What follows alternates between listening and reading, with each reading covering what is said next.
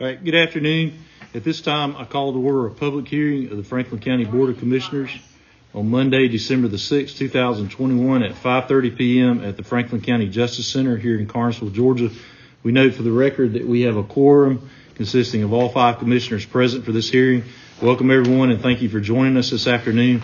In light of the ongoing public health crisis, we respectfully ask that everyone continue to follow social distancing guidelines and wear a mask if appropriate.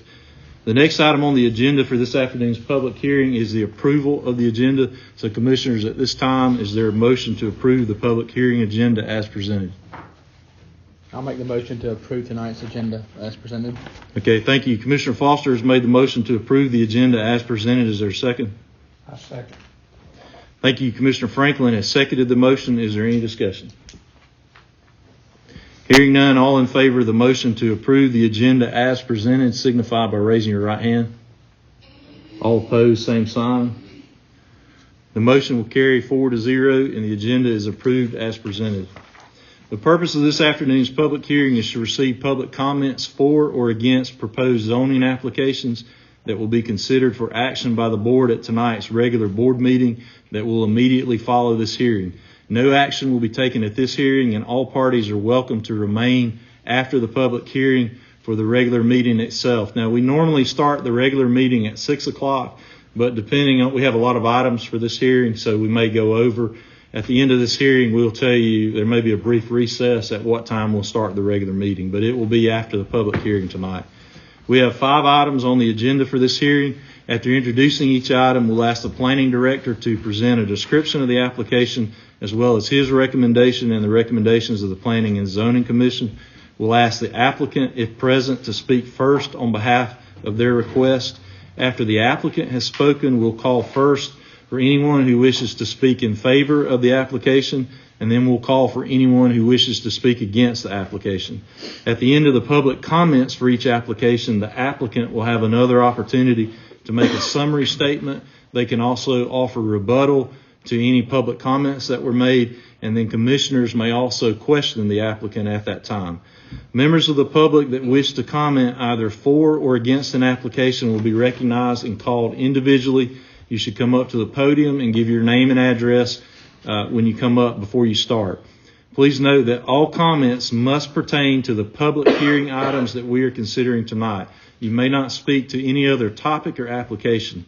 Each person will have up to 5 minutes to speak, and the clerk, Ms. Finger, will have a timer available for you to see so that you'll know at all times how much time you have remaining. Questions may not be asked during public comment, and speakers may not yield unused time to another person. Members of the public are required to follow the same rules of decorum as each commissioner, and that includes being respectful and civil and avoiding personal attacks. All comments should be directed to the chair, and members of the audience may not comment or interrupt when others are speaking. Please help us. We ask that you help us facilitate a fair and impartial hearing by being courteous to others. We'll give each person sufficient time to express your concerns as long as you're courteous and respectful of other people. We ask each person to take care to observe the 5-minute time limit for public comment. This limit will be strictly enforced.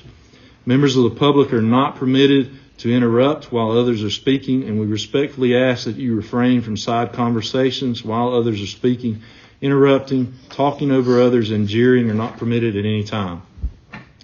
The first item for discussion at this afternoon's public hearing is a request for a variance. Harold Fowler, Jr. of 1788 Brown Road, Martin, Georgia, has filed an application for a front yard setback variance for a stack house on a 35.16 acre tract of land located at 207 Beatty Road, further identified as tax parcel 044-005. So at this time, we're going to ask our planning director, Mr. Delosier, to summarize the application for the board. Mr. Delosier. Yep. Good evening, gentlemen. So Mr. Fowler has requested a variance on a stack house on his property. The stack house variance is a front yard setback variance, so it does meet all setback requirements for adjoining properties. So side and rear properties, it meets it. This will be a setback from the road. So the regulations call out 200 foot from all property lines is what a stack house setback should be. This one, once you get off of the right of way and are actually measuring off of the property line, you're looking at about 22 feet off of the property line. And when you look at that initially, that is a large variance request. There's actually not many districts that anything would be allowed to be built that close to the center line of the road.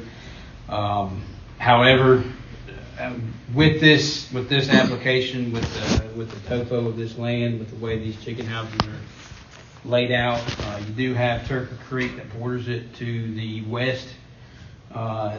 This really is about the only place he can put it. It will be a stack house and a composter, so it'll hold his litter, and it will allow him to not have to dig chicken pits, put chickens in the ground. Dead chickens will go in here.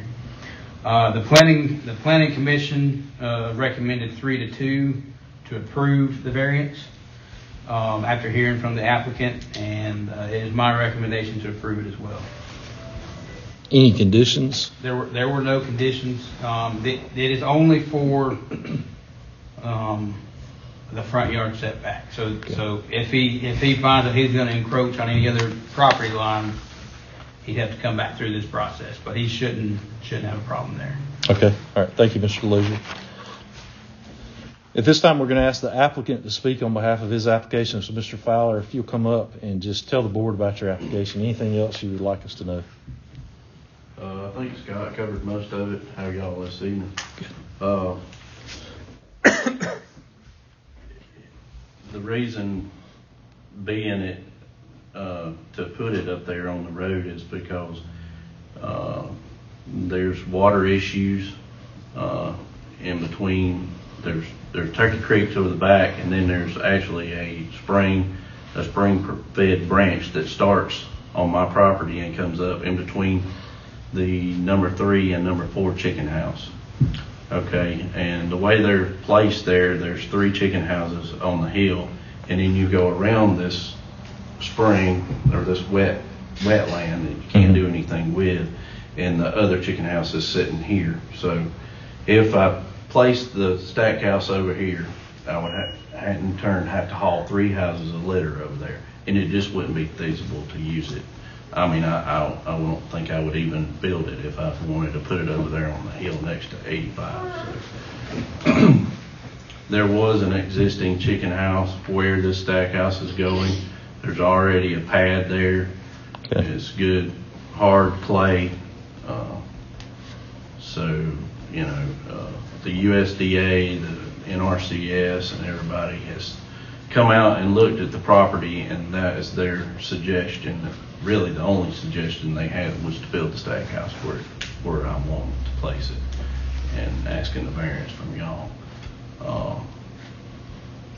Never thought this county would come to this, but here we are. We're a farming community, and we're going to try to follow the rules. So,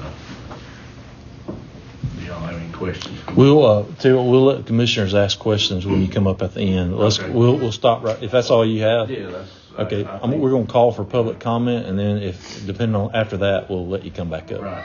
Okay. All right. Thank you, Mr. Fowler. So this time we're going to call one at a time for anyone who wishes to speak in favor of Mr. Fowler's application. So if you're here tonight and you would like to speak in favor of his application, please raise your hand and we'll recognize you one at a time. Anyone who would like to come up and speak in favor of Mr. Fowler's application? Okay. I would like to note for the record, it was sent to y'all and everything, that the 2 of the adjoining property owners did send a letter in support of this application, but y'all did receive that. Right. Okay. All right. Is there anyone who wishes to speak against this application? If you would like to speak against it, raise your hand and we'll recognize you one at a time to come up to the podium. Anyone who would like to speak against Mr. Fowler's application? Raise your hand. Okay. Hearing none, what we'll do at this point is have Mr. Fowler come up. If there's anything else you'd like to tell us, you can, and then we'll let commissioners ask questions. Is there anything else you'd like for us to know? Basically that there's a neighbor has a stack house directly across from where my stack house is going. So everyone's in agreement with me putting it where I'm gonna place it. The side next to the road is not gonna have any doors on it or anything, so there shouldn't be any. The front will be open, but the side door is gonna be next to the number one chicken house. So Okay. there shouldn't be anything going toward the road that's gonna hurt anything, is what I'm getting at, And we are gonna place it, I think you said 22 feet. There's some, maybe 10 feet we can put with there, but I don't want to get too close because of water and runoff issues, and between the road, my feed bin road for number one, and the edge of the stack house. Want to keep water. And how far will the stack house be from the nearest chicken house? I think insurance purposes it has to be 50 foot. 50 foot. Okay, commissioners, we'll start with Commissioner Wester. Do you have any questions?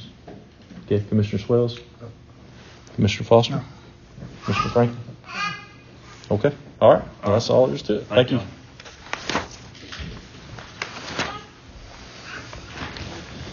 The second item for discussion at this afternoon's public hearing is a request for a variance. John Armstrong of 65 Woodrow Lane, Livonia, Georgia, has filed an application for an accessory building variance on a 0.78 acre tract of land located at 65 Woodrow Lane and further identified as tax parcel 070D-100. So this time we'll have Mr. DeLozier come up and summarize that application. So for this application, this tract of land is it's up in the Gumlog area on the lake. It is a lake. The property does join the lake on the backside. It is court property behind the house, and our zoning regulations do call out if you're zoned residential. This only applies to a residentially zoned district. That accessory buildings shall only be on the side or the rear of the primary residence. So that's what this application is about. This is a long, skinny lot. The house was built as far back in the lot as possible to get as close to the lake as possible. They're wanting to build an accessory structure for an RV, and they will need a variance from the zoning regulations to do so. Okay. The Planning Commission unanimously recommended approving it. It's my recommendation to approve it as well. Any conditions? No. Okay. All right, thank you. So this time we're going to ask the applicant to speak on behalf of his application. Is Mr. Armstrong here? Come on up, sir.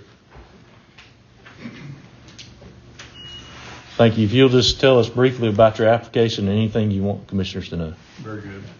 First of all, thank you for being here and entertaining me to do this. I've never done it before, so this is the first. The lane I live on is quite small. There's only like 8 homes on that lane, and out of the 8, 4 already have buildings out in the front. I understand that this is a code, or the variance I'm asking for came about in 2008, not allowing them to be in the front anymore. We're hoping to put this RV shed out there to protect our investment in the RV. We've got electric there now. We're looking to just put a little metal hoop building over it so it's out of the weather and sunlight. Hopefully that's a descriptive enough.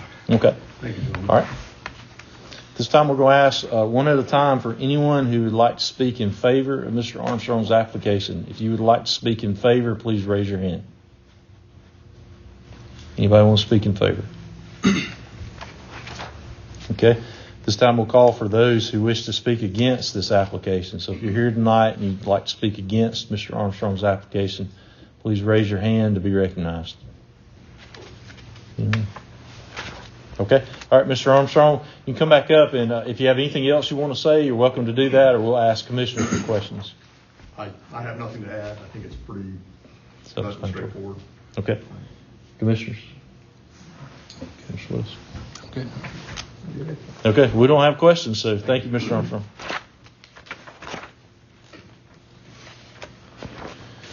All right, the third item for discussion at this afternoon's public hearing is a request for a conditional use permit.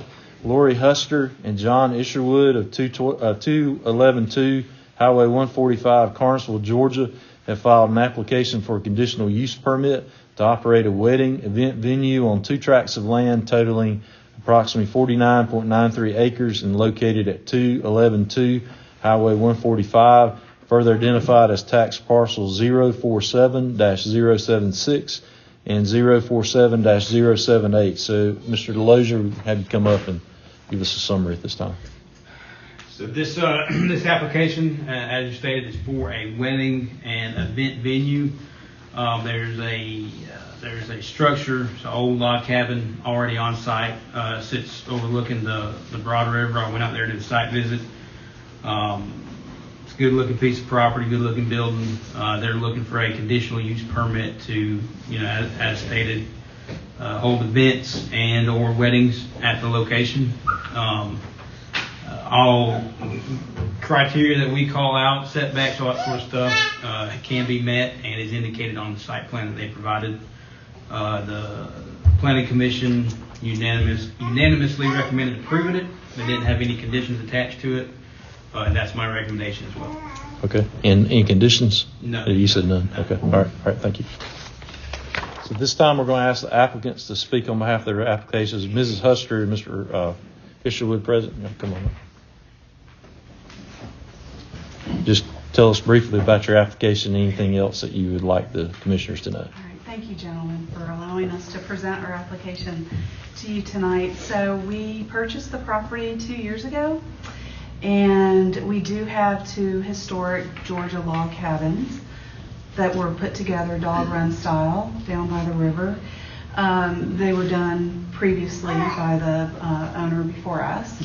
And Rob and I live in a house on the same property just up the hill. And we'd like to be able to use the log cabin lodge structure for small weddings and events and workshops and educational purposes for the county. We have had some gatherings there. We have a very large family. So we've had some family gatherings, and then also I'm a flower farmer. I am the largest grower of dahlias in the southeast, and so I've had, I'm a member of a Georgia local flower growers cooperative, and so I've had 30 flower farmers come, and we've had an event there as sort of a trial, and it went pretty well. So anyway, we think we have a very unique, beautiful work of art. It's scenic, it's just stunning, and when we bought it, we prayed about whether or not we were going to move into it or whether or not we were going to live up the hill, but we decided that it's just too nice not to share it with the community and beyond. So that's what we'd like to do, and we're asking for your permission. Okay. Thank you.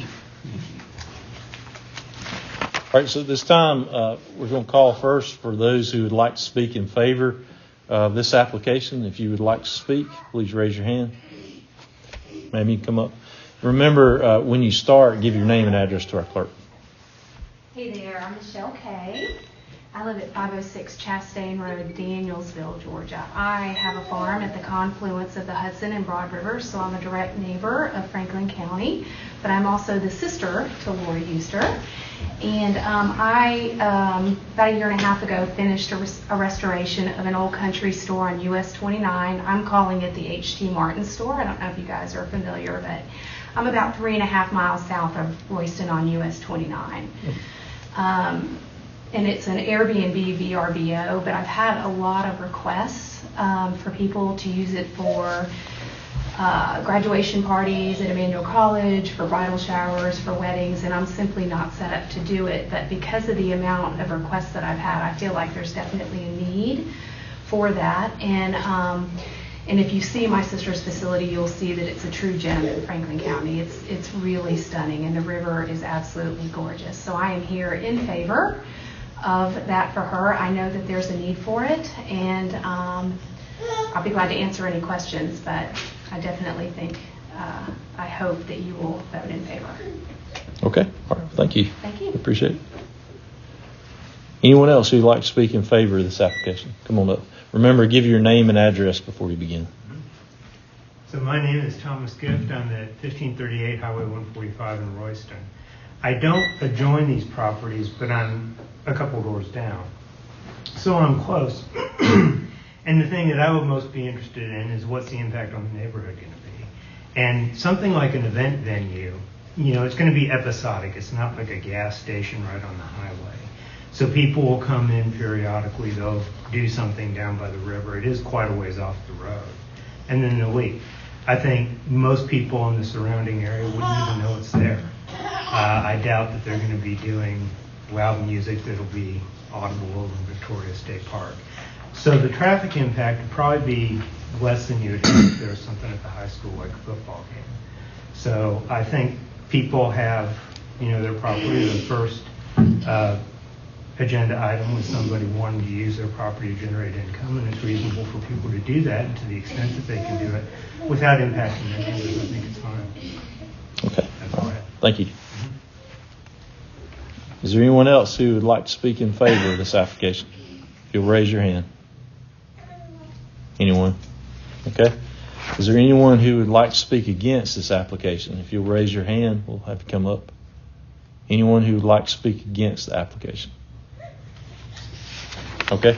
Hearing none, we're going to ask the applicants to come back up. You can, if there's anything else you want to tell us, you can. Otherwise, we'll ask the commissioners if they have questions.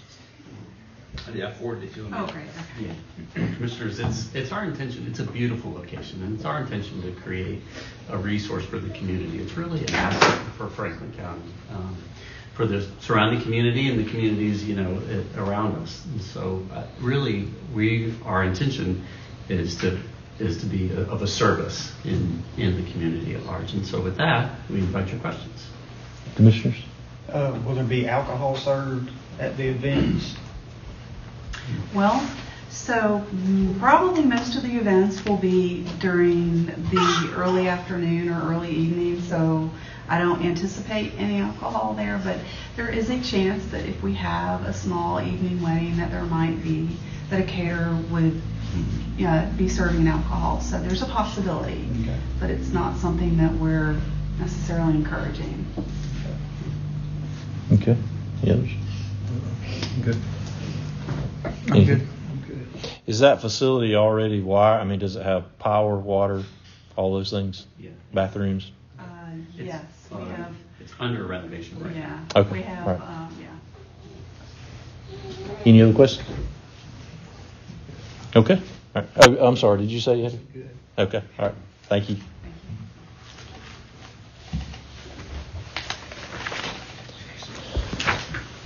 All right, the fourth item for discussion at this afternoon's public hearing is a request for conditional use permit. Gene Schmidt of 282 Roberts Road, Carnesville, Georgia, has filed an application for a conditional use permit to build an additional poultry house on a current two-house farm located on a 47.81 acre tract of land located at 282 Roberts Road, further identified as tax parcel 011-070. So at this time, our planning director come up and summarize that application. Yes, gentlemen. So Mr. Schmidt is looking to build a third hen house for Pilgrim's Pride on his tract of land. There's already two houses in operation on the property. The third house, it can meet all setbacks. It's actually where he's putting it. It's further away, so it exceeds the setbacks even more than what the first two do. Pilgrims is committed to building it if we approve Mr. Schmidt. The Planning Commission recommended approving it unanimously, and that is my recommendation as well. Any conditions? There were no conditions. Okay, thank you. So this time we're going to have the applicant come up and speak on behalf of his application. Is Mr. Schmidt here? I'm sorry, come on up. Thank you. Yeah, thank you all for being here. Mr. Scott has presented it very, very well. It's like he says, I'd like to build another chicken house, third chicken house, and as far as I know, I meet all my setbacks, and I'd like to get out of my log truck if it's possible. be on the farm there, my family. Okay. All right. Anything else? Okay. At this time, we're going to call for anyone who wishes to speak in favor of Mr. Smith's application.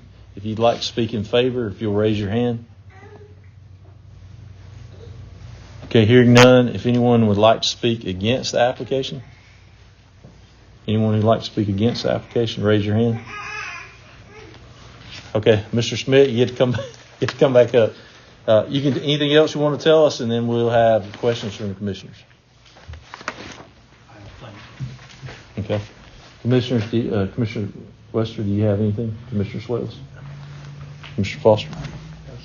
Okay, all right. If you don't have anything else, we're good. All right, thank you.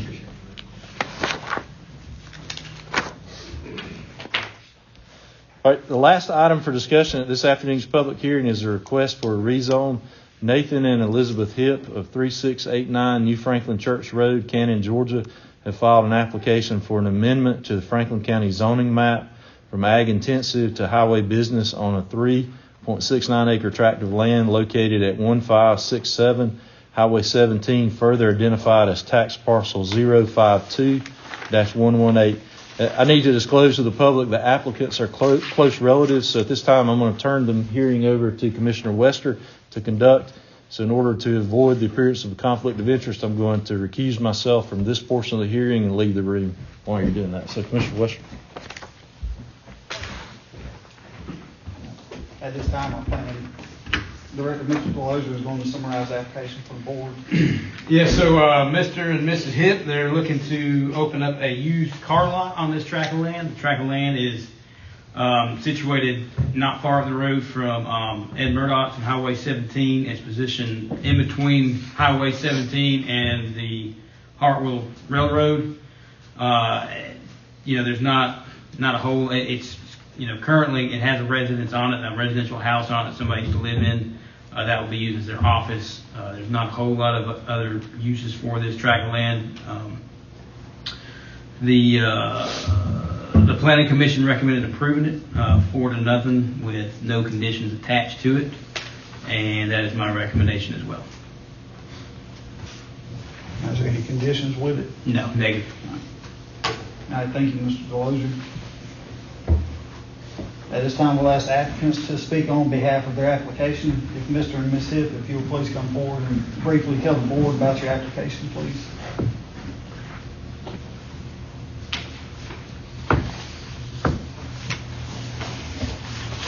Thanks for seeing us today. I currently own L&M Motors in Danielsville, Georgia. I'm a Franklin County citizen. I went to school in Franklin County, graduated from Franklin County. I want to put my business back in Franklin County. I was born and raised here. Our kids are going to school here, and I just want to stay in Franklin County, get out of Madison County. Is that all you have? Yes, sir. All right. At this time, we'll ask for anybody who wants to speak for us. So if you'll give us just a minute. All right. At this time, we'll call on anybody who wants to speak for it. All right. There's nobody who wants to speak for it. Is there anybody who would like to speak against it? All right. With nobody against it, I have to ask y'all to come back up again. I should have had you just sit right there. Is there anything you want to add to? No. Okay. At this time, commissioners, do y'all have any questions for Commissioner Swales? Commissioner Foster? Which house is this on 17 there? When you're going, I guess if you're at Murdoch's on the left. If you're coming out of Murdoch, you take a left on 17. Okay. I'm the first brick house on the right. Okay. It's right after that side road that's straight across from Murdoch. Yes. It's that very next property. Okay. And it goes from that all the way down. That piece there is really not usable because the railroad and the highway meet each other. So that piece is really irrelevant. Okay. Has it got a little carport out next to it maybe? It does. Yeah. Okay. I know Sure what you're talking about then. Yeah. That's all I got.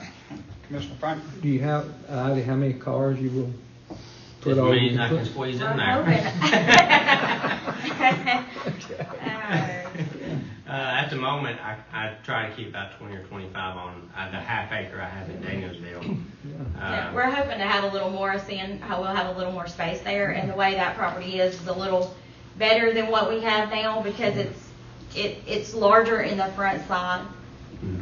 You know, it's kind of like almost like a triangle or something sort of. We get most of our inventory from Ed Murdoch Trade-In, so to make it convenient just to drive them right across the street. Yeah. Clean them up, get them ready, and flip a coin. Yeah. All right, any other questions? And Dan, where you at in Danielsville? Going out of town on the left or no? Yeah, I'm right next to the Dollar General. On the Okay. left, yeah. You gonna close that one or have both of them? I haven't fully decided. Okay. I was hoping my oldest son would take it over, but Yeah. he don't seem too interested. Okay. All right, thank you, and we'll vote on it in the next meeting. Somebody want to let Chairman Mackinson know.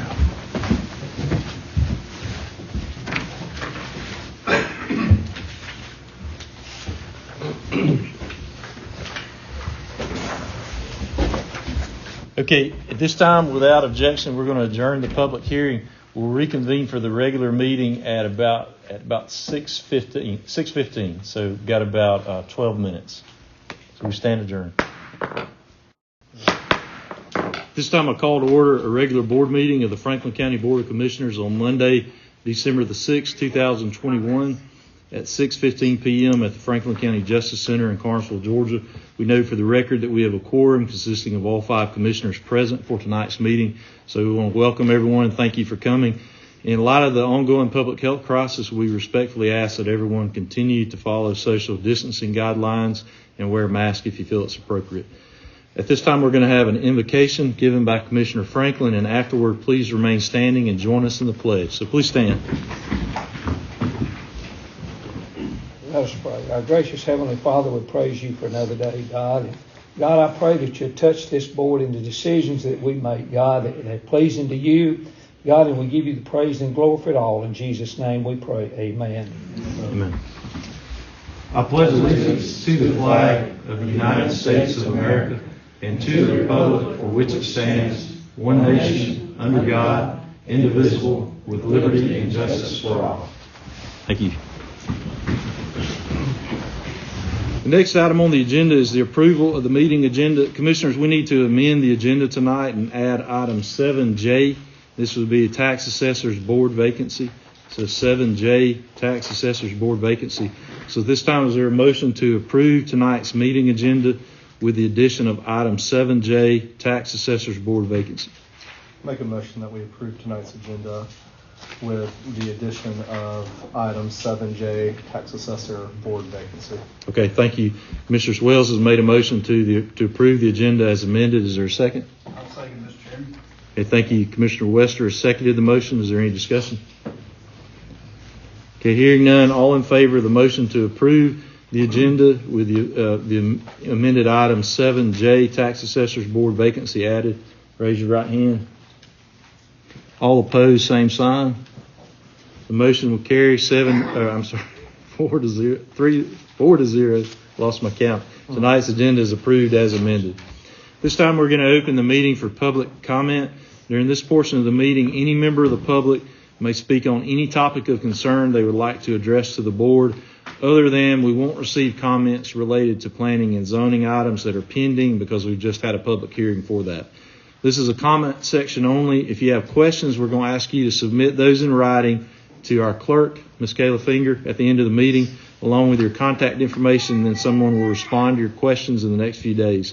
When you come up to the podium, please begin by giving your name and address to the clerk, Ms. Finger. In order to facilitate the meeting and allow everyone an opportunity to speak, each person must limit their comments to 5 minutes or less. Each person may only speak once, and you may not yield unused time to another person. The clerk will have a timer with a display on that table so that you can see how much time you have remaining and adjust your remarks. Members of the public are required to follow the same rules of decorum as each of the commissioners. This includes being respectful and civil and avoiding any personal attacks. So we just ask that you help us facilitate a fair and impartial meeting by being courteous to others. We will give each person sufficient time to express your concerns as long as you are courteous and respectful of others. We ask each person to take care to observe and respect the 5-minute time limit. This limit will be strictly enforced. Members of the public are not permitted to interrupt while others are speaking, and we respectfully ask that you refrain from side conversations while others are speaking. Interrupting, talking over others, and jeering are not permitted at any time. We have a large crowd in attendance, and we want to be sure that everyone can hear and understand what is being said. So at this time, if you would like to make a public comment, please raise your hand, and we'll have you come up. Okay, come on up, sir. Please start by giving your name and address. Emmett Delaney, 777 Pleasantville. Mr. Delaney, you're an agenda item. Did you want to speak on different? Oh, I didn't know how to. Okay, we've got you on agenda item if you don't mind waiting. No, I don't. Okay, all right. Okay, I'm sorry. Sorry for that confusion. Okay. Anyone else who would like to speak? Anyone? Okay, hearing none, we'll move on to the next agenda item, number 5, personnel report. Mr. Turner, do you have anything for us tonight? Nothing tonight. Okay, thank you, Mr. Turner. The next item on the agenda is the approval of the prior meeting minutes from the month of November, including a public hearing on November the 1st, 2021, a regular board meeting on November the 1st, 2021, a fall retreat on November the 3rd, 2021, and a work session on November the 30th, 2021. All the commissioners have been provided with a copy of these draft minutes. Do any of you know of any corrections that need to be made? Any corrections? Hearing none, is there a motion to approve the prior meeting minutes as presented? I'll make a motion that we approve the prior meeting minutes as presented, Mr. Chairman. Okay, thank you. Commissioner Wester's made the motion to approve the meeting minutes as presented. Is there a second? I'll second. Okay, thank you. Commissioner Foster has seconded the motion. Is there any discussion? Hearing none, all in favor of the motion to approve the prior meeting minutes as presented signify by raising your right hand. All opposed, same sign. The motion will carry 4-0, and the prior meeting minutes are approved as presented. The first item for discussion is an application for a variance. Harold Fowler, Jr. of 1788 Brown Road, Martin, Georgia, has filed an application for a front yard setback variance for a stack house on a 35.16 acre tract of land located at 207 Beatty Road and further identified as tax parcel 044-005. So this time we'll ask our planning director to summarize the application. Yes, so y'all heard from the applicant in the public hearing earlier. The application is for a variance, front yard setback variance for a stacked house slash composter. It will be a reduction, according to the site plan, it would be right at 22 feet off of the property line, which is still, 20 more foot off of the off the road. So you're looking at about 40 foot off the road. The Planning Commission's recommendation was it was a 3-2 recommendation to approve it. My recommendation is approve it as well. Okay, commissioners, do you have any questions for Mr. DeLozier?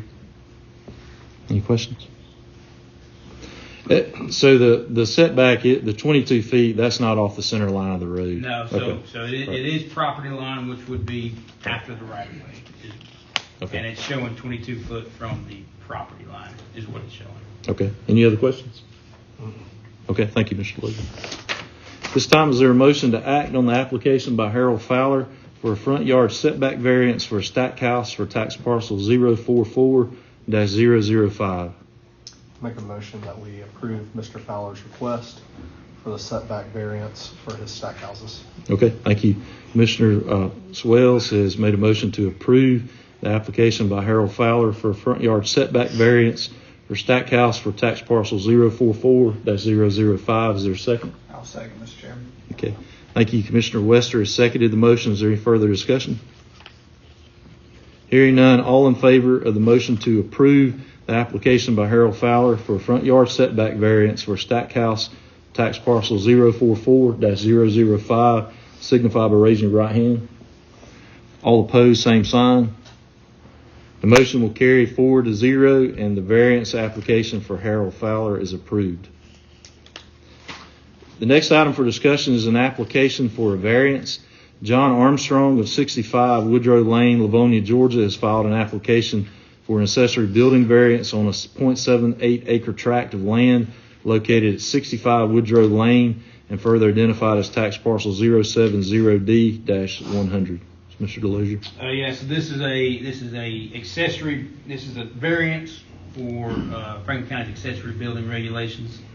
The parcel is zoned residential single family. We do call out that in a residentially zoned district, accessory buildings are to the side or rear of the house. This house was built all the way up against the back of the property to get as close as they could to the lake. They're requesting a accessory structure be built for the purpose of storing their RV. The Planning Commission heard this, recommended approving it unanimously, no conditions attached, and that is my recommendation as well. Okay, Commissioner Wester, do you have any questions? Commissioner Swells? I did think of something. When we have this type of variance for this specific type of situation, which I imagine it might become more common as, people More on the people lake. moving up there, Right. more stuff, right. Do we consider a similar look? Just thinking outside of the house. Let's say the house is vinyl siding. Are we trying to have the same characteristics, or is that not something that the planning and zoning really talks about much? We have talked about that. I have. And this is from just. I'm not saying we do that. I'm just curious. Yeah. No, they haven't. And from just me personally, and my kind of recommendation, have steered away from design criteria on either whether that's residential or accessory buildings. And there is a lot of municipalities, a lot of areas that do have design criteria regulations. I don't know if that's something that we necessarily want to get into right now. And in this case, I guess it's an existing structure. I guess what I'm kind of wondering is down the line, newer like residential. We could, and a lot of these that are zoned residential anyways are going to have some form of an HOA or POA. Not all of them, but a lot of them do. I've kind of taken the stance, let's let the HOA or the POA deal with that piece of it, because we got enough going on. Yeah. To tell somebody. He noted too that several homes in the neighborhood have the buildings in front prior to zoning, so it's not probably consistent. I mean, if you ride just about down any road that the houses are on the lake, you're gonna find this. Right. Yeah. And most people don't ask for permission. They're going to ask for forgiveness on this, to be honest with you. Design, that'd be something, the Planning Commission has not brought it up. They have not. If that's something you want us to look into, we certainly can. I was just curious. I don't know why it came to my mind, but there is a lot of there's a lot of that in other areas. But I like to push that off on if you got an HOA, POA, something like that. Let them handle that. Okay. Commissioner Foster, do you have anything? Not everything, no. Commissioner Franklin? Is the setback for the house itself or for the core line where the building is? So it's not a setback variance. I'm sorry, a variance for the distance. Is it the distance between? So with the with building up to the core line, there's not necessarily the core does not have a setback. You just can go up to that. You can build up to the core line. Okay. And the core handles that. Now the building, the accessory structure is going to have to meet our setback regulations. Right. From the house or in the side. It'll be from side property lines, okay, and then from center line of the road. So it'll still have to meet those. It'll still have to meet those setbacks that we call out, but it's just we're allowing it to go to the front of the house instead of side or rear is what it is. Okay. So it's going to be in the front. Right. Okay. Any more questions? Okay. This time is there a motion to act on the application by John Armstrong for an accessory building variance for tax parcel 070D-100. I'll make the motion to approve this application. Okay, thank you. Commissioner Foster has made a motion to approve the application by John Armstrong for an accessory building variance for tax parcel 070D-100. Is there a second? I second. Okay, thank you. Commissioner Franklin has seconded the motion. Is there any further discussion? Okay, hearing none, all in favor of the motion to approve the application by John Armstrong for an accessory building variance for tax parcel 070D-100, signify by raising your right hand. All opposed, same sign. The motion will carry 4-0, and the variance application for John Armstrong is approved. Next item for discussion is an application for conditional use permit for Lori Huster and John Isherwood of 2112 Highway 145, Carnesville, Georgia, have filed an application for a conditional use permit to operate a wedding event venue on 2 tracts of land totaling 49.93 acres located at 2112 Highway 145 and further identified as tax parcels 047-076 and 047-078. Mr. Delozier. So Miss Huster and Mr. Isherwood, they have a very unique setup out there on their property. When I went and visited their tract of land, it was a very historical building, and it is something that I think would be a good fit for the area. They're wanting to use old log cabin, 2 of them that have been kind of put together as an event venue. The property does overlook the Broad River. They've got a good location for it. It is far off the road. I don't think there'd be any noise, light, any kind of that nuisance from the road or from adjoining properties, because it is where the event venue would be. It's kind of open, but the rest of the property is heavily wooded. Across the river is the backside of Victoria Bryant State Park. So for what they're wanting to do, it is a good location and it's a good setup. The Planning Commission recommended unanimously to approve it. They did not attach any conditions to it, and that is my recommendation as well. Okay. Commissioners, do you have questions? Commissioner Wester? Commissioner Swells? Commissioner Foster? I thought some sense of, on Eddie's question, with the alcohol coming on board in January, do they have to have a license if the caterers want to have to sell that? They would, yeah. Okay. So the event venue would have to have an alcohol license, depending on how they're wanting to do it. And it'd be the venue's responsibility to regulate and enforce those, whatever regulations we have in place. Even if it is a outside caterer that comes in, that specific event venue would have to hold that. Yeah, by ordinance kind of govern what they're doing. Okay. Right. Any others? Commissioner Franklin? Okay, any other questions? All right. This time, is there a motion to act on the application by Lori Huster and John Isherwood for conditional use permit to operate a wedding event venue for tax parcels 047-076 and 047-078? I make a motion that we approve the conditional land use permit for Ms. Houston and Mr. Isherwood, Mr. Chairman. Okay.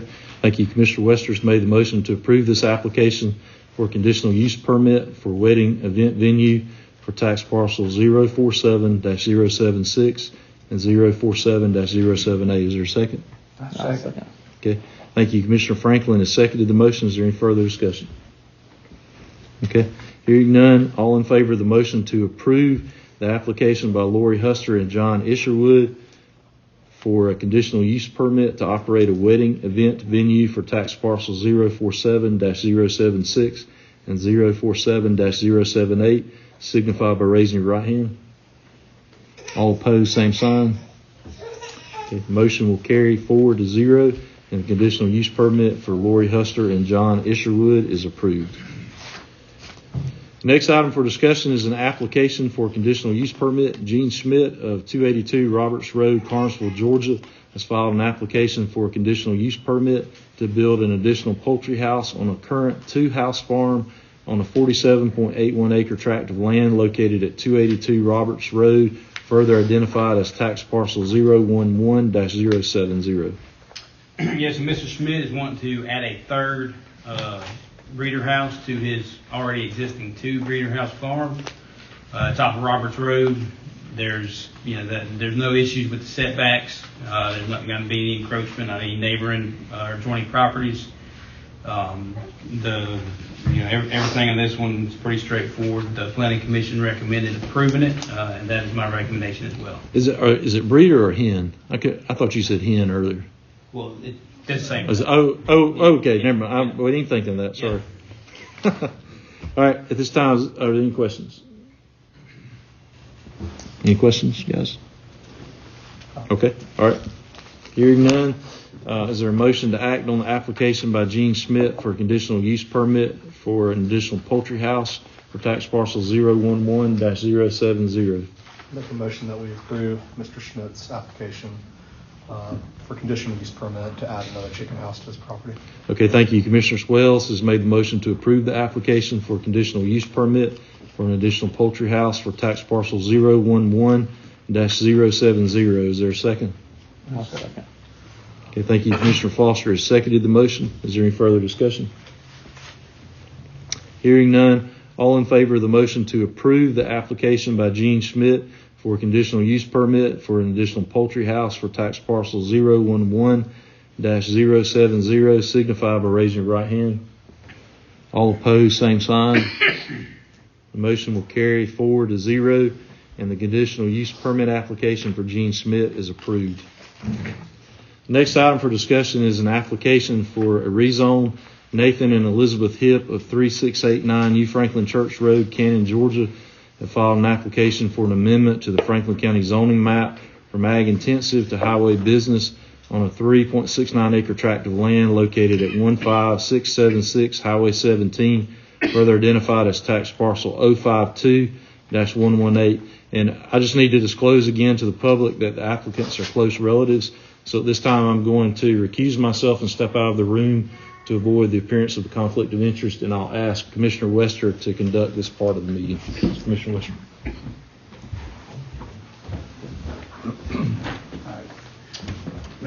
All right, so Mr. and Mrs. Hipp are wanting to operate a used car lot on this tract of land.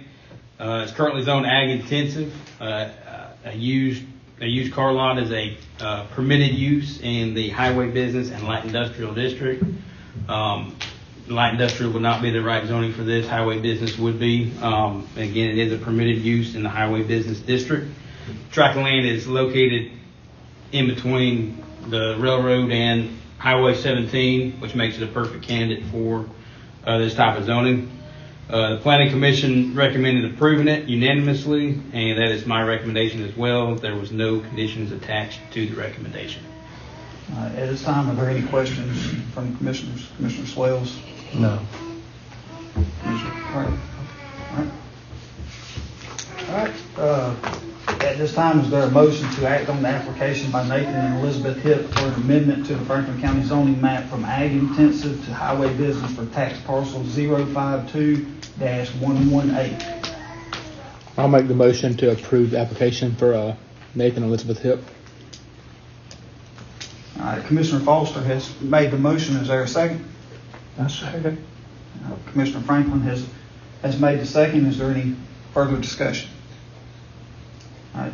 After hearing none, all in favor of the motion to approve the application by Nathan and Elizabeth Hipp for an amendment to the Franklin County zoning map from ag intensive to highway business for tax parcel 052-118 signify by raising your right hand. All opposed?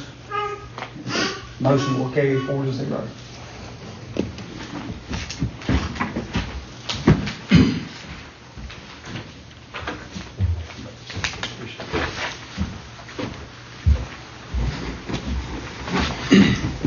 Thank y'all.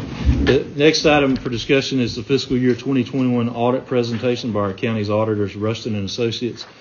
Fiscal year 2021 ended June 30th, 2021, and state law requires the county to have an annual audit conducted and completed by the end of December. So they've been working on this for several months, and we're going to ask them to come up and give that presentation. So thank you. Chairman, Commissioners, I'm Chris Hollifield with Rustin. Thank you for having us back today. We're in year 2 of the audit here, and I'm just proud to say that we are on time. I'm not sure the last time the audit has been presented on time, but that's just a testament to Gabby's hard work since she's come in, and Derek's hard work, and we appreciate them getting us everything timely, and we know what we can get done now. So we're gonna, you got 2 reports up there. You've got a big thick blue book. This has all the important numbers in it and disclosures. This is the annual financial report. Electronic copy of this is what will be presented to the Georgia Department of Audits. Okay. We also have a presentation here where I just pulled out some summary out of there. You're welcome to read that thing from front to back whenever you got plenty of time to do that. But I'll be happy if you saw anything in there that you want to hit that I do not go over. Be happy to answer any questions. Please stop me as we go along if you need to. In the bottom right-hand corner, we'll try to stay on the same slides. I'm on slide 2 there. There's 3 different letters in the report that are from our firm, and I'll hit up each 3 of these during the presentation. The first one has to do with the audit opinion on the financial statements. Okay, this opinion letter from our firm talks about the county's responsibility, what our responsibility is during the audit. Even though we assist in preparing this financial report and the numbers in it are responsibility of the county. Okay, our responsibility under our contract is to give an opinion where the reader of the financial statements knows that they can rely on these numbers and that they are fairly stated, and we give them a good, clean opinion on those financial statements. On slide 3, I'm sure at some point tonight you're probably going to hear a financial report. You're probably used to looking at budget actual numbers, maybe the general fund and different departments. As we put together this report, one of the things that's required for the annual report is that we put together what's called a statement of net position and a statement of activities of all funds combined. So, similar to in business terms would be a balance sheet and an income statement where you can see all those funds combined. If we look at slide 4, here's just a few numbers from those financial statements, and those numbers come off page 4, 5, and 6 in the big blue book. But if we look at our net position of the county, so we think about all funds combined, our total assets, everything that the county owns, including cash, including property and equipment,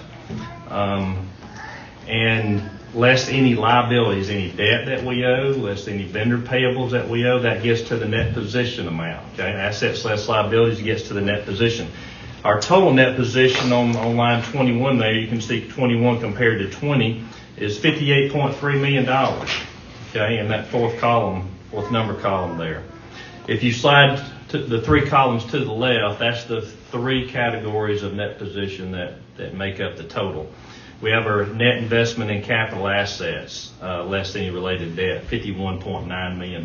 So that's all our property and equipment, our vehicles, our buildings, our land, our infrastructure that we have, less any accumulated depreciation, less any debt that is owed on there, gets to $51.9 million. Our restricted net position, a little over $7 million, would be restricted funds that we're holding. An example of that would be our SPLOST dollars. Okay, our SPLOST dollars are restricted by the voter referendum that was approved to be spent on just those specific projects. Other things would be in there as well in a restricted net position, and then the remainder is what we have left, our unrestricted net position.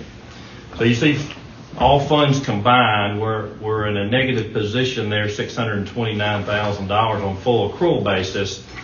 But you can see how that has improved from the previous year. Now, that doesn't mean we're not in good financial shape. We're going to hit the general fund here in a minute, and I'll show you what good financial shape we are there related. But to the right-hand column, you look and you see our revenues over expenses for the year, $5.4 million, up from $3.3 million the prior year. So that's our total revenues less our expenses, all funds combined to the county. On slide 5, now we're going to break it down from here on out, looking at specific funds that were consolidated in those previous numbers. We look at the general fund here, you see our revenues, $9.3 million, a little over $9.3 million for the year. That's an increase of almost 13% from the previous year. If we look at some major factors, these aren't all the changes, but our property taxes increased, our loss increased.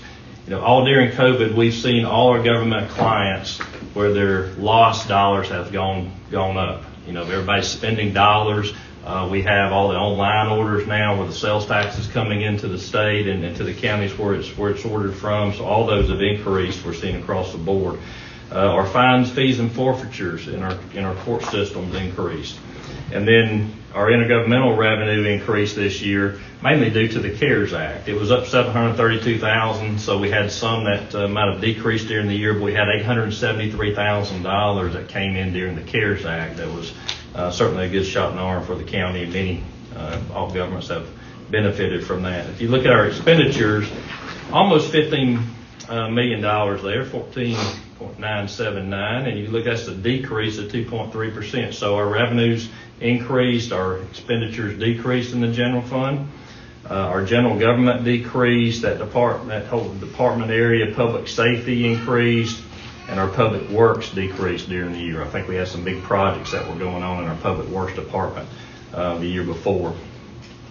And then we look at our inter-fund balances, and we'll see when we get over to 911 how we've sort of cleaned these up. So when we started the audit last year, our first year, we had some very, still have some pretty large balances there that are owed between funds.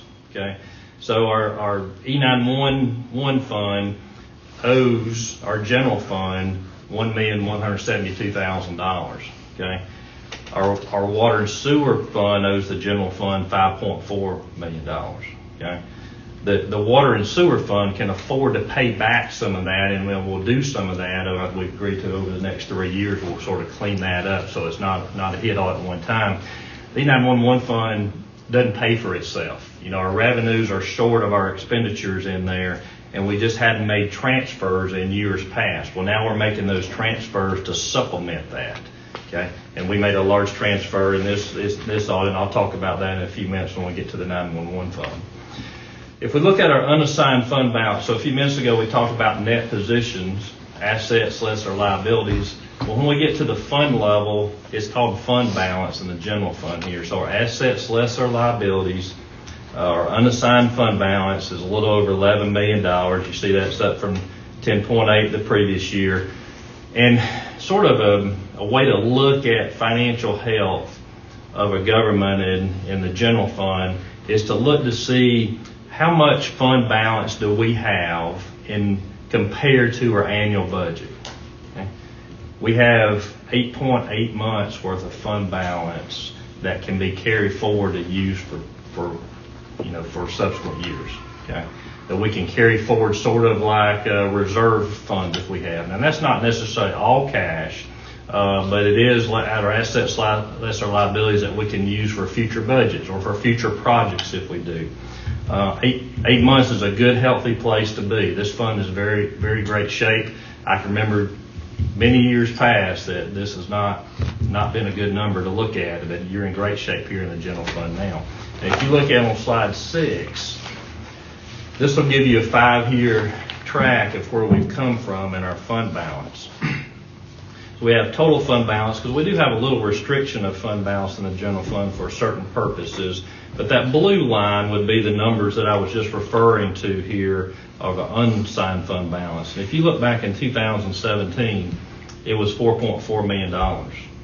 We have built that up to $11 million now here in fiscal year 21. So that's where we've come from. We've really done a good job of building those reserves up in the general fund and made that very healthy. On slide 7, our water and sewer fund, our operating revenues, a little over $2.5 million. That increased 12.2% during the year. Our operating expenses increased our operating expenses were $2.6 million. They increased $565,000, 27% during the year. We had a large new customer. We're purchasing more water in that fund from other jurisdictions, and so that's the main reason those expenses were up. Our intergovernmental revenue decreased. We had the project that was grant funded coming in for the wastewater treatment plant. That sort of died down and closed out towards the end of fiscal year 20, maybe just a little bit in 21. And so we didn't have those grant dollars coming in quite the same since that project was winding down. We did transfer in from the SPLOST almost $175,000 as approved by the referendum to spend for water projects. On slide 8, in our solid waste fund, our operating revenue in here was $64,481. Our expenses were $79,633. We did have about a little over 25% increase in our operating revenue. We had some increase in customers. We sold some scrap metal during the year that we had not the year before. We hired some new employees. That's why our expenses are up just a little bit in that fund, but that fund is doing okay.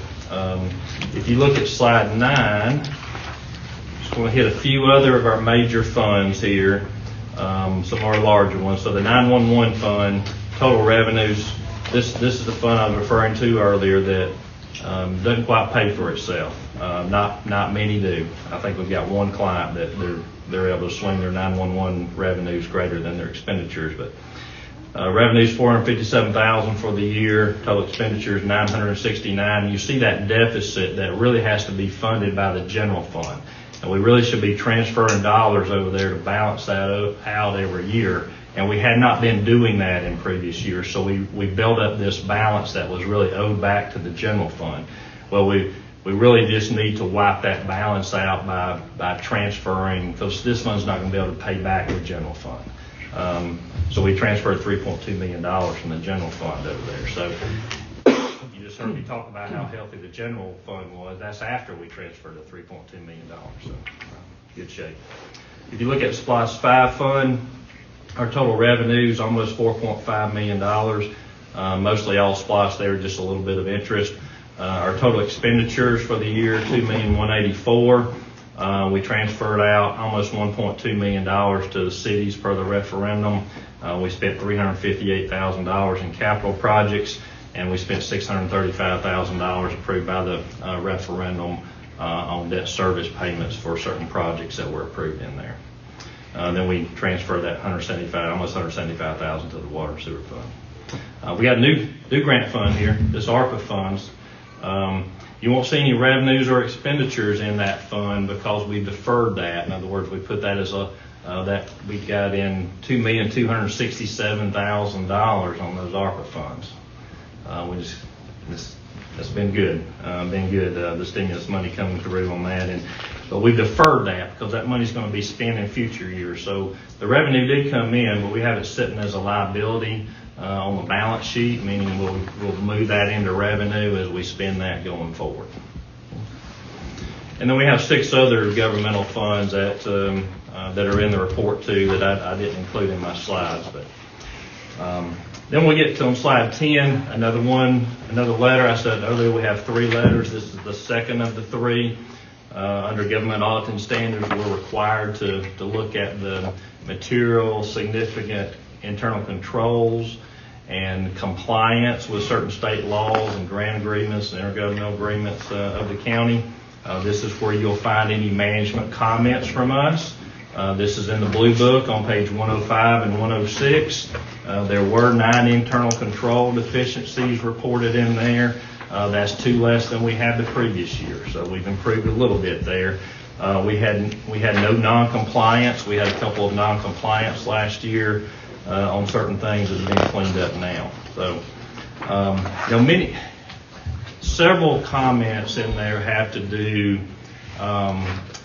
not necessarily even with the Board of Commissioners. There are a few in there, the things we can improve for the Board of Commissioners office, but we have a lot of other offices, tax commissioner, clerk court, sheriff, magistrate, probate. We have all these other offices, park and rec, that have, we have limited resources of the number of people we can have in those departments and properly separate our duties where they need to be. We call that lack of segregation of duties, meaning we separate all the duties we can for proper internal controls between limited number of people where it may not be a cost benefit to hire other people just to separate those controls like they should be. Okay, but that does present a risk. That does present a risk when we have 1 or 2 people doing most everything because we don't have enough employees to go around and properly separate the duties. So that's what some of those comments have to do with.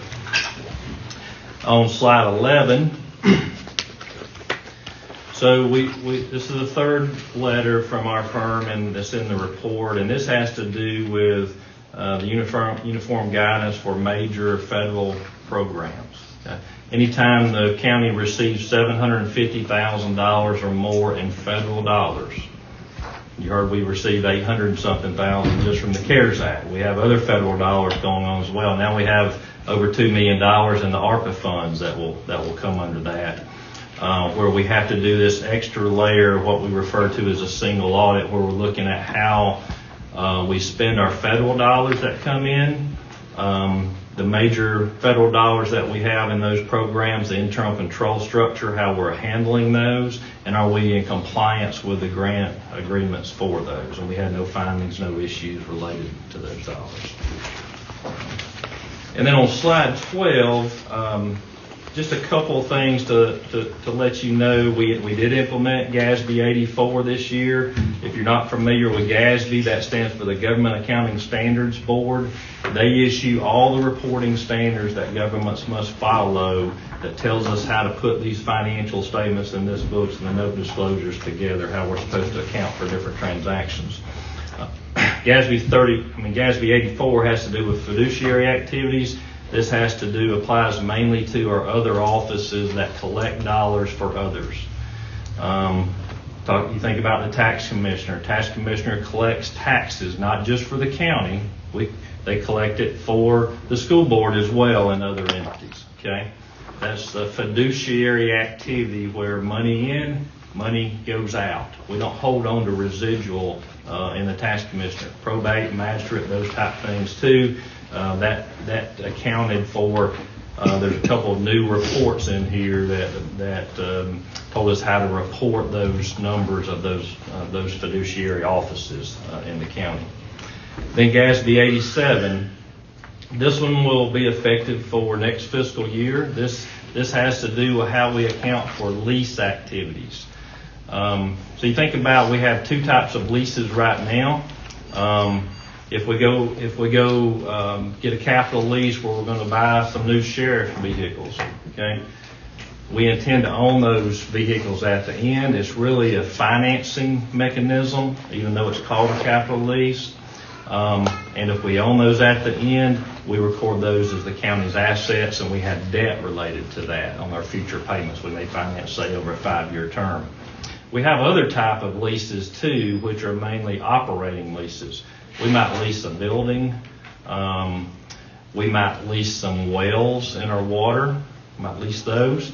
We might lease some copiers, where we're not going to own those. Those are just a lease, more of a rental type, that we record those expenses. We don't record those as assets or debt of the county. This GASB right here will change how all governments are reporting those activities. Now, all those operating rental type leases will be treated like that sheriff vehicle scenario I'm telling you about, where we will have an asset on the books now, and we will have new debt of the county, and that asset will be called a right to use asset, and we will have to factor in and account for those. And so the main reason I'm telling you about it, just so you know what's coming and changing in reporting, and let you know what your finance has to deal with. There's something changing all the time that we'll have to work with them to make sure we get a handle on what all those leases throughout the county are that we need to account for differently. And that's my presentation. I'll be happy to answer any questions you might have. Commissioner, do you have questions? Commissioner Swells? Mr. Frank? Right now, no. We sure appreciate you coming. I've been on the board since 2017, and this year is the first year the auditors have come to present. And so we like that. Yeah, absolutely. And we think you did an awesome job. We need to be here. You can find me anytime you want. Derek knows how to get a hold of me. Call me anytime if you got any questions. I can help with anything. All right, we appreciate it very much. Thank you. The next item on the agenda is 7G, the speed lease, and this is for Mr. Emmett Delaney. He's going to speak to us about changing the speed limit on Pleasant Hill Circle. So, Mr. Delaney, if you'll come up and start out and give your name and address. Remember, a citizen agenda item, you have 5 minutes, and you can ask us questions because you're on the agenda, but that's included in the 5-minute time. So just start out, give your name and address, just for the record. Emmett Delaney, Pleasant Hills, 777 Pleasant Hill Circle, Martin, Georgia. Gentlemen, thank you for having me here this evening, and I certainly pray that you'll take my suggestion to heart, because it's a very important issue. After hearing the guy from Rushton & Associates, I realize it may seem impotent to all those numbers that he's so good at doing, I even understood it all. But I'm here about a very important issue. The speed limit on my street is 55 miles an hour.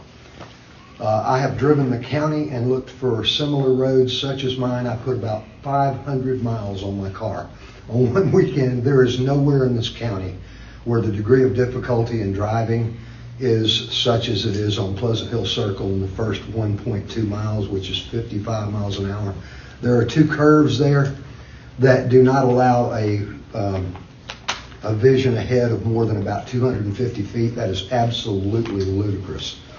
It is a residential area. There are 9 residences in the first mile that sit less than 300 feet from the road. A tire coming off, blowing out, somebody, I don't have to tell you all the scenarios that could create a problem. I would suggest that the speed limit be 40 miles an hour.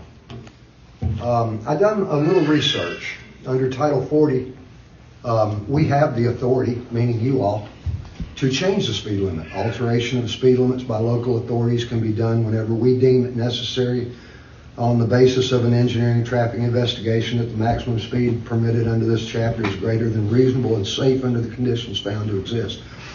I've also done another little bit of research to determine that the state of Georgia recommends, actually requires the DOT, that residential areas have a maximum speed of 45 miles per hour. On the other side of Pleasant Hill Circle, it is 45 miles per hour. And they don't have the 2 curves that present the degree of difficulty I'm mentioning as our side. Straight across the street from me and just a little ways down is a family who has 6 children. They obviously play in the yard and enjoy, the benefits of living in our wonderful little community, and they're probably no further than 50 to 75 feet from the road at times. I've actually seen them closer. The travel time to the back of Pleasant Hill Circle would be affected by about 11 seconds. I don't know that there's anyone on their way to the backside of Pleasant Hill Circle that really needs to get there 11 seconds faster by traveling 55 miles per hour. My whole point about this is I've sat out on my porch many hours in the 9 years I've lived at 777, which is the luckiest residence on Pleasant Hill Circle. But I've seen people traveling in excess of 70 and 75 miles an hour because I live on that straightaway part that, look, 55 I understand. But 55 down in the area where the 2 curves are, there's 2 residences there that do not have vision from their driveway. There's also a little dirt road right there, I forget the name of it, Wilson or something like that they cannot see people coming around that curve. This is not a matter of if something's going to happen. It's a matter of when someone's going to get killed at that intersection. And I don't want to be standing out there watching the blue lights from some of Stevie's police cars, standing out there going, wow, man, the speed limit's too high. Let's do it now. Let's take an opportunity to do this little piece of business that will be very important and could possibly save someone's life. And I'll say again, thank you so much for hearing what I had to say this evening. Thank you. Mr. Delaney, we actually, I talked to John Phillips, he's our county engineer. He said that road was actually studied in 2012. And he said at that time, according to the Georgia Department of Transportation guidelines requirements, it did not meet the requirement to pull the speed limit down. Now, it's my understanding from Mr. Phillips that the state, that the GDOT has to approve changing the speed limit. So I'll ask him to clarify that. For you. Right. We can do it. Well, I'll get him to state road. Right. I'll get him to clarify that. But he is going to look. That was in 2012, so he is going to look at doing the study again. Okay. Well, so that we can do it. It would only be my suggestion that maybe we do it again. That we're going to look at it. He's going to I live there, check into and I that. get a little better look than the average person. Yeah. I travel that road every day, and I've seen many situations. I've almost been head on to coming around that curve. Yeah. And I imagine it has to have happened to many other people at other times. And I know that driveway, that lady that lives in that house right there, that's just unsafe because I've came up myself at lower speeds and she was backing out of her driveway. And if I wouldn't have been paying attention, it'd be one of these kids playing on their phone, on Facebook or something, I'd have hit her. Well, we're going to have him look into that again, but we appreciate you bringing that to our attention. Commissioners, do you guys have anything that you want to add? Thank you for letting us know. But I did, just the issue, we do have the authority ourselves to change that as long as it's a county-maintained road, which it is. Okay, thank you, Mr. Lane. Thank you so much. I appreciate it. The next item on the agenda is the Gateway Park distribution. So at our work session last week, we discussed with Tax Commissioner Bobby Martin the revenue payments Franklin County receives or should receive from the Gateway Industrial Park. Franklin County has been in a partnership with Hart County through the Joint Development Authority since the year 2000 to develop the Gateway Industrial Park. That's located on Highway 59 east of Livonia. Each year, Hart County, who's the lead county on the project, should collect the property tax revenue from the land in the industrial park, some of which is in Franklin County, some of which is in Hart County. Franklin County then receives a portion of that tax revenue that Hart County collects based on our initial investment of 25% in the industrial park. However, the last such tax revenue that we received from Hart County was for Gateway was in 2016, and at that time our percentage had reduced to about 9.2%. Nothing additional in the way of payments has been received for the years 2017 through the present. So if you count 2021, that's 5 years. Tax Commissioner Bobby Martin advised the board at the work session that he's recently been in communication with the Hart County Tax Commissioner and their administrator in regard to the missing annual payments for Franklin County, and they've responded that they're working on resolving that. But there are some lingering questions about how the county handled that revenue in the past. In March of 2012, Mr. Martin received a check from Hart County in the amount of $10,671.80 for the Gateway project for the years prior to 2012. After discussing that with the county manager at that time, Mr. Martin reported he was directed to forward that check to the Board of Commissioners rather than treat it as property tax revenue, and he did that. Then in August of 2015, the tax commissioner at that time for Hart County inquired of Mr. Martin as to whom the payee should be for any future distributions, and he was directed by the county manager at the time to make those distributions payable to the Board of Commissioners. So when Hart County sent the money over, instead of going to the tax commissioner, it was sent to the Board of Commissioners. Mr. Martin advised us that he believed that the distributions should have come to the tax commissioner's office to be distributed properly as property tax revenue among the county and the school system rather than going to us, to the Board of Commissioners. So last December, the Board of Commissioners considered this issue, and we voted to have the county manager forward the cumulative distributions to date that were held by the county to the tax commissioner in the amount of $129,477.77. And we also voted with that from here on out, that money goes to the tax commissioner and not to the Board of Commissioners. This was completed, but that amount, that $129,000+, did not include that original distribution from 2012 in the amount of $10,671.80. We talked about that last year, but we waited on forwarding that final amount until we could obtain more information. The problem is apparently we don't have complete records from 2012 that identify the receipt and deposit of those funds. So since that time, we've at least confirmed with Hart County that the check was issued to Franklin County and it was deposited by Franklin County. But our records, if I'm correct, are incomplete, don't show where exactly did we put it. So the consensus of the board last week was to put this item on the agenda tonight and consider a proposal to forward that remaining $10,671.80 to the tax commissioner. And that's the part that we left off last year. When we discussed the Gateway project further, there was a question raised by the tax commissioner as to what properties are in Franklin County and what properties are in Hart County, because there may be some discrepancy about the original property line or property lines or county line versus what's represented now by Hart County. So we are reaching out to Hart County and to the Joint Development Authority, number one, to check their annual audits to find out what our investment percentages are so that we know how much money is due Franklin County from 2017 to 2021. We're also are going to ask our attorney to look at that contract and see if there's an option for us to renegotiate the terms because that's been 21 years now.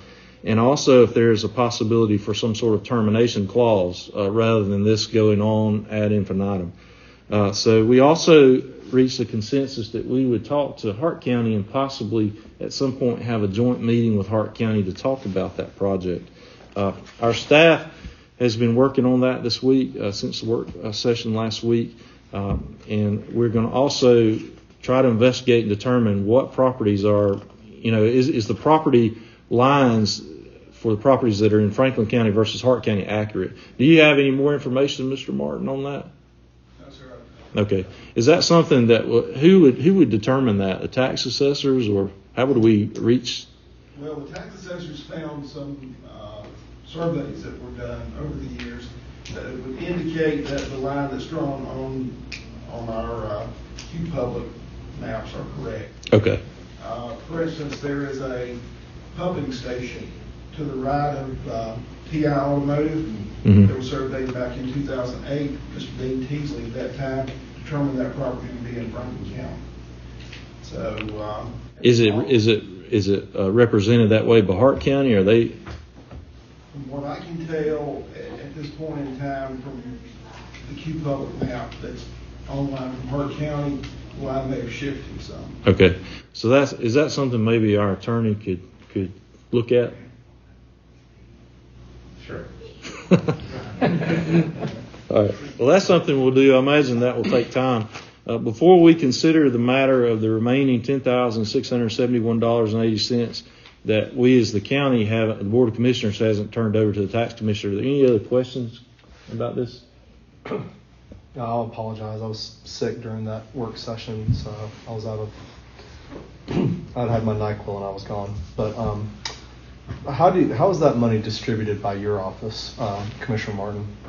What I do upon receiving the money, Commissioner Swells, is create a tax bill for the year in question, back into a value for the amount of money that's given to us, create a tax bill for that year, and let the computer distribute the funds as it would any other tax bill that we're dealing with. So we're using the same software that we use to distribute any other funds. I just have to back into what the fair market value should be and create a tax bill for that purpose. And doing it that way by the year that we're dealing with, it goes back and picks up the proper millage rate for the school board, the county commissioners. In prior years, the state of Georgia had a quarter mill, as well as the industrial building authority. So it's distributed as any other tax bill would be. Are we within our rights to request a back payment for those years? We have. He has talked with them to. And they're on board with that? Well, they're working to resolve it. Is that correct? Yes, sir. Okay. One of the issues that I see with this is diminishing percentages for Franklin County. And I'm sure it's because we haven't been contributing to the fund. But have we been given the opportunity to contribute? As Hart County's the lead county, so they're calling the shots.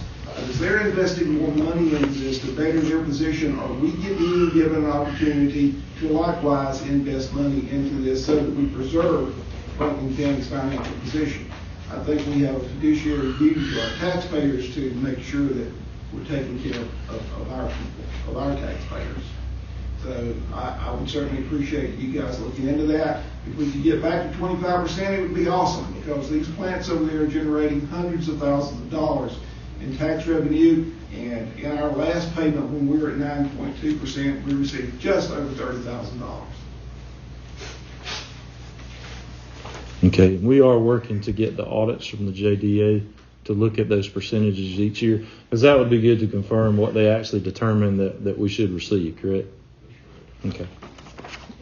Commissioner West? Have we found out what it is we need to be doing as far as our contribution? Because, I mean, I've been on the board since 2014, and I knew nothing about the Gateway project until I think it was 2016 when this come up. I agree. I don't think it's ever been brought up as to how we contribute. And I mean, I didn't even know we had anything to do with it. Right. I mean, we don't know what our contribution should be. I mean, is it getting sewage out there? Is it getting water out there? I mean, right. Roads?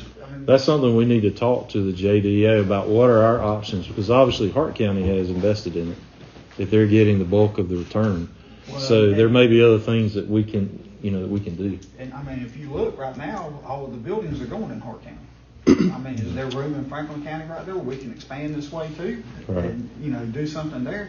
I agree with with Mr. Martin, I mean, we're losing money that we didn't even know we should be getting, but now we don't even know how we're supposed to How we can invest to help get that percentage back up. We're reaching out to the JDA. Tony Powers works with them just like she. I don't know what exactly her capacity is, but she works with them. And our appointee is Mayor Hunt from Livonia.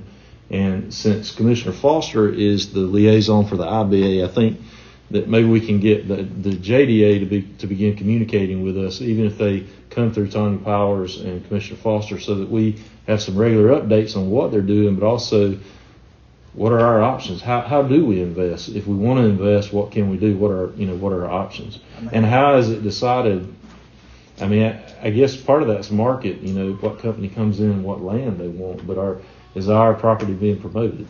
I mean, I'm all for, as a county, that we put into it whatever we need to gain more money out of it that's going to help our citizens, that's going to keep us from coming to the property owners in the future. Right. I think we should be all in to do whatever we can do to get it back up to that 25%. And if we can renegotiate it, that would be even better. Because I don't know where that contract come from in 2000, but it did not benefit Franklin County near as much as it did Hart County. Yeah. Well, we're going to have our attorney look at that and talk to them about it. Just at a cursory reading of that contract, is there an option to renegotiate? Okay, so that's something we'll look into. Okay. You have any other? No. Okay, Commissioner. I spoke with Tanya Powers and Harris Little today, who may have been the chairman at the time. I'm not sure. They both said they had no knowledge of any, invitation to contribute more.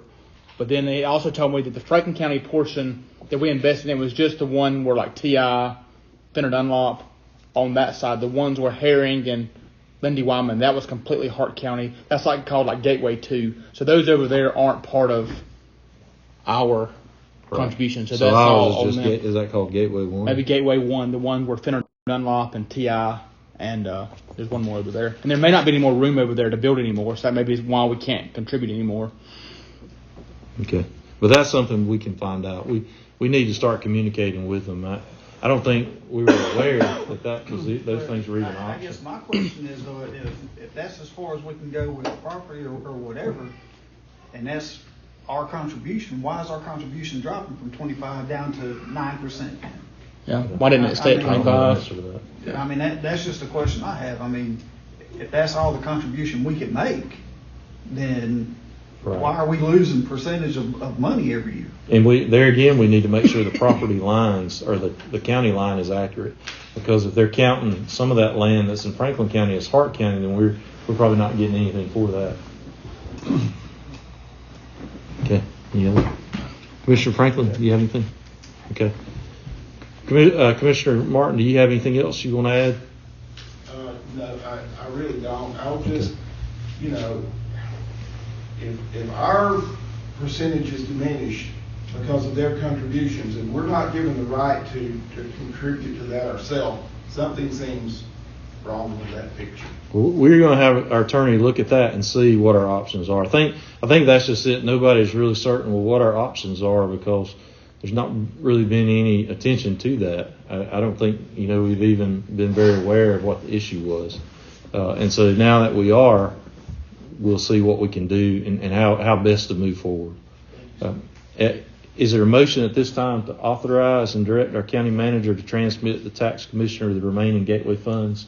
And that's the amount, $10,671.80. I'll make that motion. Okay. Thank you. Commissioner Swells has made the motion to authorize and direct the county manager to transmit to the tax commissioner the remaining gateway funds, $10,671.80. Is there a second? I'll second, Mr. Chairman. Okay. Thank you. Commissioner Wester seconds the motion. Is there any further discussion? Hearing none, all in favor of this motion to authorize and direct the county manager to transmit to the tax commissioner the remaining gateway funds of $10,671.80, signify by raising your right hand. All opposed, same sign. The motion will carry 4-0, and the county manager is authorized and directed to transmit those funds to the tax commissioner. All right, the next item on the agenda is 7I, the qualifying fees for 2022. For each election year, the Board of Commissioners is required to set the candidate qualifying fees. So a resolution needs to be adopted tonight to set those fees for the upcoming 2022 elections. Each candidate at the time they qualify pays a fee. That fee is split 50-50 between the county and the candidate's political party. So commissioners, you have a resolution before you that sets those fees at 3% of the base salary for each office that's up for re-election. These proposed qualifying fees are unchanged from at least the last two elections. I think probably even beyond that, 2018 and 2020. So there are 5 posts up for election or re-election. The Board of Commissioner posts 3 and 4 have a base salary of $7,200, and 3% of that base salary is $216. So that would be the qualifying fee. The Board of Education posts 3, 4, and 5 have a base salary of $1,200, and 3% of that base salary is $36. So that would be the qualifying fee. So before we consider this, are there any other questions on this? Okay, hearing none, is there a motion to adopt the resolution before the board setting the qualifying fees for the 2022 elections at 3% of the base salary for each office? Basically, we would adopt that resolution that lays that out. I'll make a motion that we adopt the resolution on the qualifying fees. Okay, thank you. Commissioner Wester's made the motion to adopt the resolution that sets the qualifying fees for the 2022 elections at 3% of the base salary. Is there a second? I'll second. Okay. Thank you. Commissioner Foster has seconded the motion. Is there any further discussion? Okay. Hearing none, all in favor of this resolution that sets qualifying fees for the 2022 elections at 3% of the base salary, signify by raising your right hand. All opposed, same sign. Okay, the motion will carry 4-0, and the resolution setting the qualifying fees for the 2022 election is adopted. And we'll let the official minutes note that a copy of this resolution is attached to those minutes, and a copy is also made available for public inspection after the meeting tonight. All right, the item we added in at the beginning of the meeting, 7J, the tax assessor's board vacancy. Currently, Mr. Dan Stroud, who serves on that board, has his term or his appointment will expire at the end of this month. And so we want to just announce tonight that there's a vacancy coming up on that board. We will start advertising tomorrow and with that plan to appoint someone to that seat in January at our January meeting. And that way that he'll serve out the rest of this month, and that other than maybe a day or two before we have our meeting, there won't be a lingering vacancy on that board. Does anybody have questions about that? Okay.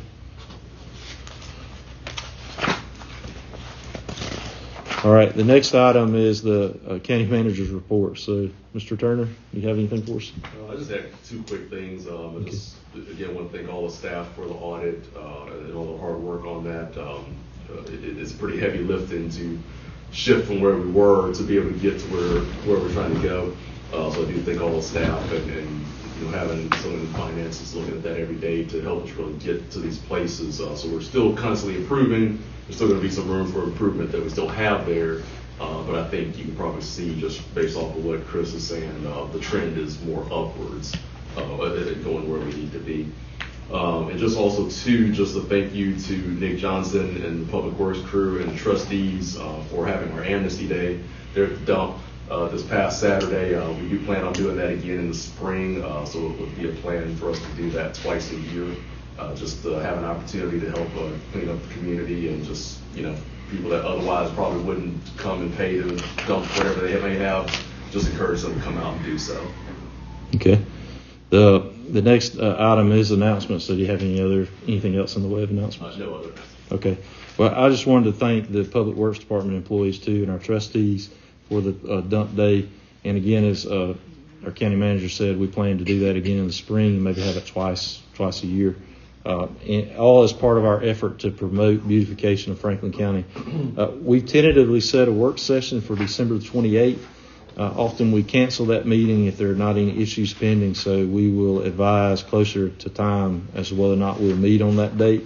So we hope that everybody has a Merry Christmas and a Happy New Year if we don't see you before then. I also wanted to add thanks to our staff, and particularly we hired a new accountant this year, and that Gabby has done, I think she left, she has done a fantastic job with helping get everything in order and facilitate the audit. And we are very grateful for that. So I just want to thank that. Commissioner Franklin, do you have any announcements? Everything looks good. Okay, Commissioner Foster. Just thanks to the staff for doing the audit and for the deal on Saturday. Thank y'all. Commissioner Swales. Commissioner Wester. Just thank you on the audit. It's nice to get an audit that looks like that. I think most counties would enjoy seeing that we're trending upwards. So thank y'all for all the hard work for that. Yes, it's been a long time coming. All right, the next item on the agenda is adjournment. So is there a motion to adjourn? I'll make a motion to adjourn, Mr. Okay. Chairman. Thank you. Commissioner Wester's made the motion to adjourn. Is there a second? Second. Thank you. Commissioner Swales has seconded the motion. All in favor signify by raising your right hand. All opposed, same sign. The motion will carry 4-0 and we stand adjourned. Thank you.